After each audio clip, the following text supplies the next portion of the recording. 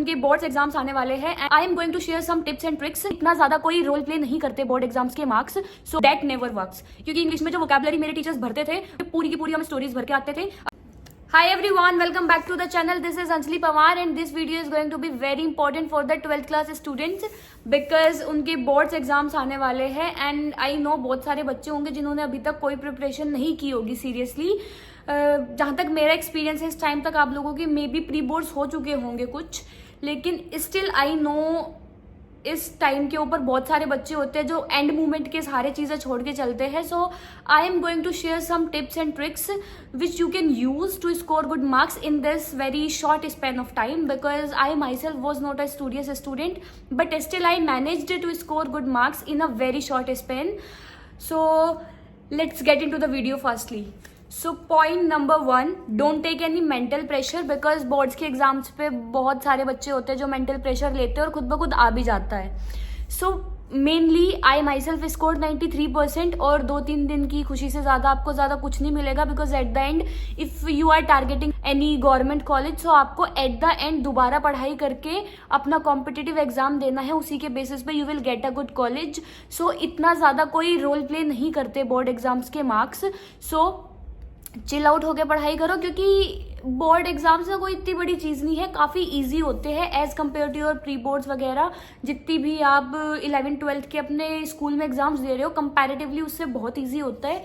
You just need to be very strong with your base, your foundation should be very strong to score good marks in the boards और आपको थोड़ा सा smartly and strategically prepare करना है। Let's come to the main strategy. अभी तक बहुत सारे बच्चे होंगे जिन्होंने maybe consistently daily basis पे अपनी सेल्फ स्टडी को ज़्यादा टाइम देना स्टार्ट नहीं किया होगा। थोड़ा बहुत जिनको भी वैसे ही चल रहा है ना, लाइक कभी पढ़ ले रहे हो कभी नहीं पढ़ रहे हो, वो छोड़ के एक कंसिस्टेंसी के साथ एक प्रॉपर डेली रूटीन बनाओ कि इतना टाइम आपको अपनी सेल्फ स्टडी को डेली देना है, विच इज़ वेरी इंपॉर्टेंट और वो चीज़ आपको बहुत ज़्यादा हेल्प भी करेगी। आई एम नॉट सेइंग कि आप प्रॉपर कोई टाइम टेबल बनाओ, इस टाइम से इस टाइम तक खाना है, इस टाइम से इस टाइम तक आपको ये करना है, खेलना है, उसके बाद आपको इस टाइम तक पढ़ना है।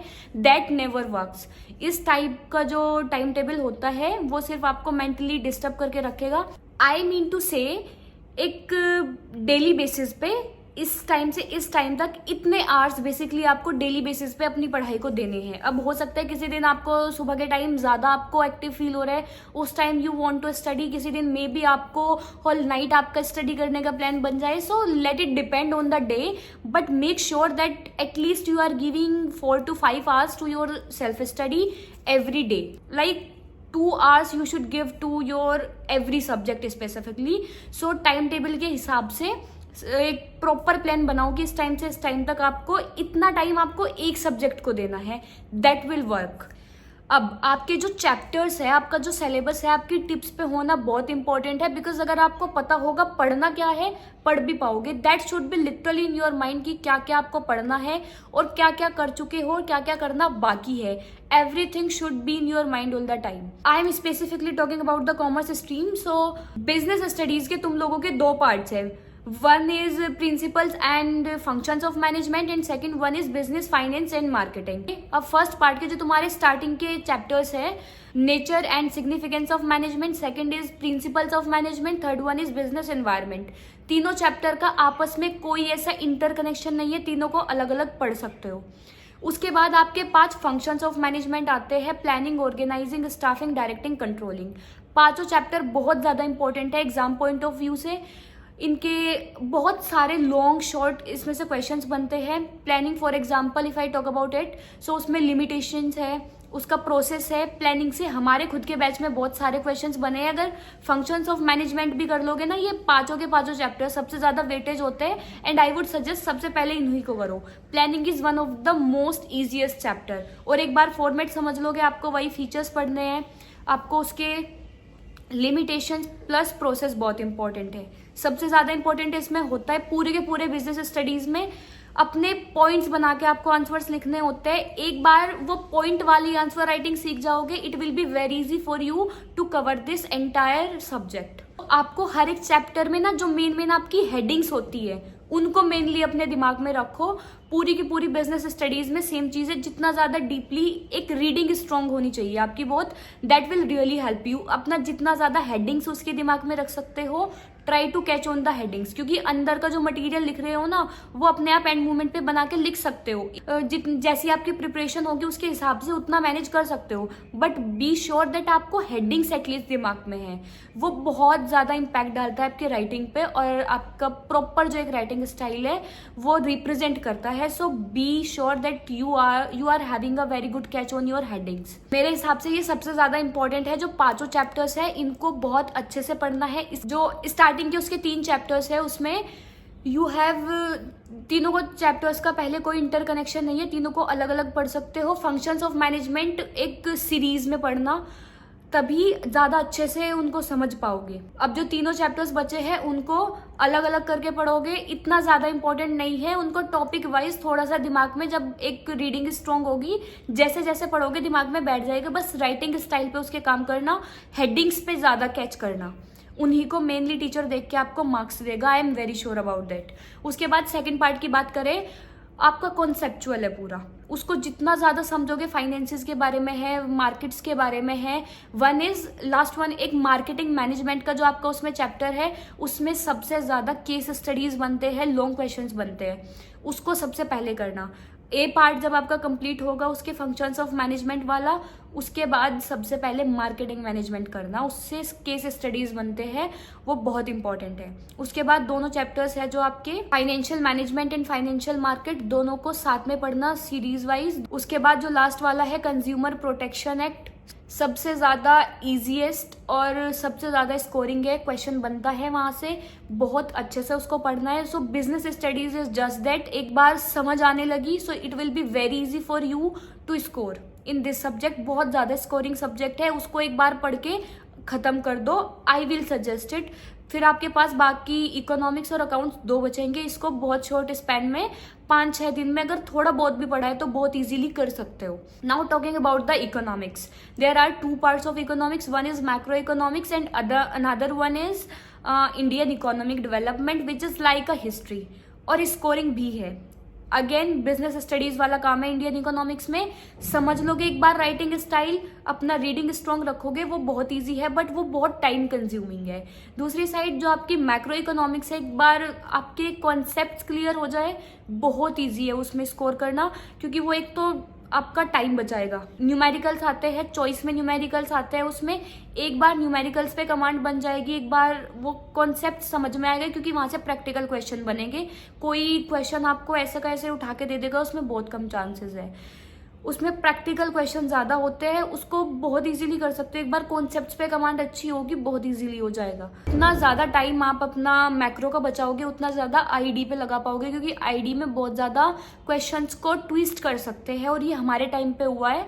सो जितना ज्यादा अच्छे से आईडी को कर सकते हो उतना ज्यादा करो, और दोनों में से एक पे सबसे बेस्ट कमांड रखो, एक को एटलीस्ट बहुत अच्छे से प्रिपेयर करो, ताकि दूसरा थोड़ा बहुत कम भी रहे तो वो मैनेज हो जाए। आईडी में आपके जो स्टार्टिंग के 3 चैप्टर्स हैं, उन तीनों को आई विल सजेस्ट सीरीज में करो, एक साथ पढ़ो, तीनों इंटरकनेक्टेड है। उसके बाद जितने भी सारे चैप्टर्स हैं अलग अलग, उनको अलग अलग भी पढ़ोगे, देयर इज नो प्रॉब्लम, क्योंकि किसी का भी इंटरकनेक्शन नहीं है। लेकिन आईडी में जब स्टार्टिंग के 3 करोगे, उनको सीरीज में ही पढ़ना। मैक्रो में जितना ज्यादा कॉन्सेप्ट्स पे ध्यान दे सकते हो, कॉन्सेप्ट्स को अपने स्ट्रॉन्ग रखना, जितना ज्यादा डीप अंडरस्टैंडिंग कॉन्सेप्ट की होगी उतना ज्यादा इजीली कर पाओगे। Third one is your accountancy. Accountancy के आपके 3 पार्ट्स है, one is partnership, second one is shares and debentures, and third one is financial statements. तीनों में सबसे ज्यादा इंपॉर्टेंट तो तीनों ही है, बट जो आपका फाइनेंशियल स्टेटमेंट्स है उसमें से लॉन्ग क्वेश्चन बनता है, वो एक बार करके अलग कर दो। आपके पास फिर 2 सब्जेक्ट्स बचते हैं, बस 2 पार्ट्स बचते हैं, one is partnership, second one is shares and debentures.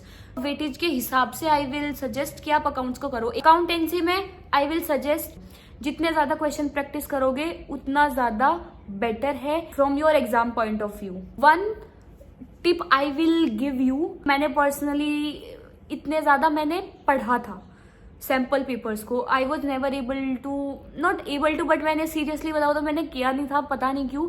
मैंने इको के और बिजनेस स्टडीज के सैम्पल पेपर्स फिर भी लगाए हैं, अकाउंट्स के सैम्पल पेपर्स मैंने पर्सनली कम लगाए थे, and I managed to score 95 in accounts. So you also can do that if I can score. One tip is that भले ही आप प्रॉपर टाइमिंग के हिसाब से आई विल सजेस्ट एक एक दो दो सारे सब्जेक्ट्स के सैम्पल पेपर्स लगाओ, which is very important for that from time management point of view, क्योंकि टाइम मैनेजमेंट अच्छा नहीं होगा तो वो आपका प्रॉपर एग्जाम खराब करने का दम रखता है. तो टाइम मैनेजमेंट पे ध्यान देने के लिए 2-2 3 सैम्पल पेपर्स अपने कर लो. 1-2 भी करोगे चल जाएगा, लेकिन जितने ज्यादा सैम्पल पेपर्स पढ़ सकते हो पढ़ो, जितने ज्यादा प्रीवियस ईयर क्वेश्चन से गो थ्रू कर सकते हो एटलीस्ट एक बार अपनी नजरों से उन क्वेश्चंस को निकाल लो.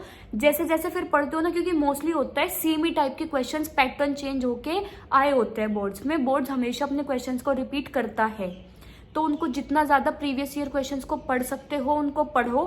That will really help you. I also did the same. मैं बहुत ज्यादा रीडिंग करती थी क्वेश्चंस की in the business studies, economics, specially IED.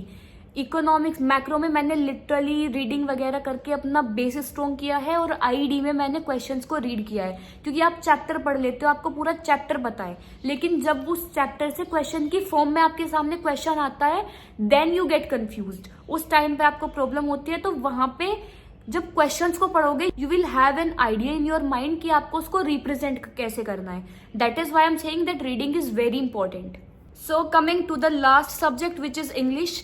English में पर्सनली मेरे स्कूल में सबसे ज्यादा डिफिकल्ट सब्जेक्ट जो हम बच्चों के लिए होता था दैट वाज इंग्लिश, क्योंकि इंग्लिश में जो वोकैबुलरी मेरे टीचर्स भरते थे वो शायद कोई प्रोफेशनल भी ना समझ पाए. हम तो फिर भी बच्चे थे, वो भी CBSE बोर्ड के. सो इतनी ज्यादा हमारी मतलब उस तरीके से क्वेश्चंस को फ्रेम करते थे कि हम सब क्या करते थे, जितने भी बच्चे सब लोग आंसर्स में पूरी की पूरी हमें स्टोरीज भर के आते थे. अब जितना भी थोड़ा बहुत टीचर को लगता था उसके बेसिस पे हमें मार्क्स मिलते थे. But from boards point of view आपको इंग्लिश का एग्जाम इजी होता है. अब इंग्लिश में पर्सनली अगर मैं बताऊं तो आपके 2 सेक्शंस है, 2 नहीं 3. 1 is reading, 1 is literature and grammar. Grammar वाले में not grammar, that is writing, creative writing. Creative writing section की अगर बात करें, there is notice writing, poster writing and advertisement and all, और उसमें आपको चॉइस मिलती है और वो आपको ऑलरेडी पता होती है. तो उसका सिर्फ आपको फॉर्मेट याद करना, उस फॉर्मेट में आपको चीजें लिखनी होती है जो भी आपको वहां पे क्वेश्चन गिवन होगा. So that is very easy. आप 10-20 मिनट लेके एक बार उसको रट लो किसी अच्छे फॉर्मेट को दिमाग में. सो आपका वो क्रिएटिव राइटिंग का सेक्शन एटलीस्ट आप एक सेफ जोन पे उसकी साइड से हो, उतना आपको दिमाग में भर लेना है कि एक बार वो तैयार है तो उतना पोर्शन आपका तैयार है already. Coming to the literature, कुछ पोइट्रीज आपकी होती है प्लस आपके जो चैप्टर्स होते हैं जिसमें से आपके क्वेश्चन आंसर बनते हैं. फॉर एग्जाम्पल अगर मैं पोइट्रीज की बात करूं, आपको पता है आपकी फॉर एग्जाम्पल 5 पोइट्रीज है, 4 आपके क्वेश्चन आने हैं. 5 की 5 पोइट्रीज तो आएगी नहीं. यू आर श्योर कि अगर आपके 5 चैप्टर्स है, 4 आपकी फॉर एग्जाम्पल क्वेश्चन आएगी, उसमें से 3 आपको वहां पे करने हैं, तो 5 की 5 पोइट्रीज तो नहीं आएगी, उनमें से कोई 4 आएगी. 4 आपको अगर एक एक क्वेश्चन भी सारी अलग अलग पोइट्रीज में से बन रहा है, सो 4 वहां पे आएगी. सो एटलीस्ट अपनी 3 पोइट्रीज वहां पे रखो. हो सकता है किसी एक में से आपके 2 क्वेश्चंस बन जाए या फिर चारों में से अलग अलग आ जाए, तो at least to be on a safer zone अपनी 3 पोइट्रीज एटलीस्ट प्रिपेयर रखो. फॉर द मतलब जो स्टूडियस स्टूडेंट्स हैं वो आई नो सारी करेंगे या फिर 4 करेंगे एटलीस्ट अगर उनको पता है कि चॉइस है, बट ये उन बच्चों के लिए है जो मेरे जैसे है.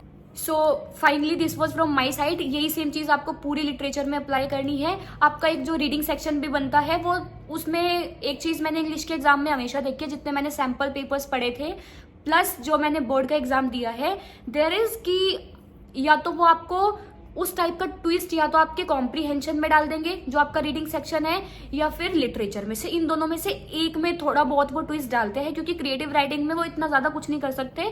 सेम आपको क्वेश्चन मिलता है, फॉर्मेट के हिसाब से चीजें लिखनी है आपको. फॉर्मेट में नंबर करते हैं उसको बहुत अच्छे से देखना, क्योंकि वो आपके नंबर अगर सेव करवाने का दम रखता है वो आपके मार्क्स कटवा भी सकता है, तो उसको जितना ज्यादा अच्छे से प्रिपेयर कर सकते हो. अब इन दोनों में से एक चीज में आपको पक्का इंग्लिश के एग्जाम में हमेशा ट्विस्ट मिलेगा, तो कॉम्प्रीहेंशन की पढ़ के प्रैक्टिस करो. आप कॉम्प्रीहेंशन पढ़ो प्लस क्वेश्चंस पढ़ो. इंग्लिश के क्वेश्चंस भी हर एक जो भी आप चैप्टर पढ़ रहे हो एक बार NCERT की रीडिंग लगाओ, मैंने अपने टाइम पे शिप्रा मैम का चैनल फॉलो किया था, so that is a very good channel. Shipra Mishra जो इंग्लिश की टीचर है, बहुत सारे बच्चों को आई थिंक पता भी होगा, so you can consider her channel for the English, क्योंकि मैंने उनके सारे वो पॉइंट्स अलग अलग आंसर के लिए अलग अलग पॉइंट्स उन्होंने बताए अपने कुछ वीडियोस में, प्लस उन्होंने समरीज भी बताई है। वो बहुत अच्छे एक्सप्लेनेशंस मेरे हिसाब से है, मैंने वही फॉलो किया था फॉर द इंग्लिश, वो आप कंसिडर कर सकते हो।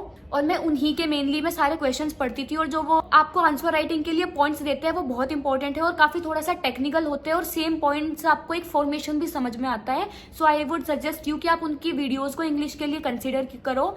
प्लस अगर तीनों कोर सब्जेक्ट्स के लिए मैं आपको चैनल्स बताऊं, so there are two channels. One is Rajat Arora, वो हर किसी बच्चे को पता होगा if you are a commerce student, and another one is Sunil Panda sir the educator करके उनका चैनल है। These two channels you can prefer. So ये तीनों चैनल्स अगर आप फॉलो करोगे, आपका कॉमर्स सॉर्टेड है। इट्स जस्ट दैट आप थोड़ा सा स्ट्रेटेजिकली स्मार्टली और थोड़ा सा ब्रॉड माइंडेडली प्रिपेयर करो, इजीली हो जाएगा, इतनी बड़ी बात नहीं है। थोड़ा सा बस रिलैक्स्ड रह के प्रिपेयर करो, दैट विल हेल्प यू। इस वीडियो को बनाने का मेरा सिर्फ एक पर्पस था, that I wanted to help to the students जो अभी शायद बोर्ड एग्जाम्स वाले प्रेशर से गो थ्रू कर रहे होंगे, एंड आई जस्ट होप कि मे बी जितना भी थोड़ा बहुत एक्सटेंड तक शायद इस वीडियो के बाद you will find some helpful tips to prepare for your exams. I will say just one thing कि प्रेशर लेके मत करना, and I am also not saying कि बिल्कुल केयर फ्री होके कुछ करो ही मत। Just give your 100% and don't take the pressure of the marks. You will score whatever you deserve, and long term में इतना कोई खास आपका रोल प्ले नहीं करता आपका boards exam. So just give your 100%, don't waste your time, but also don't take the pressure. So thank you everyone. If you like the video, like, share and subscribe to the channel, and share this video with the 12th class students.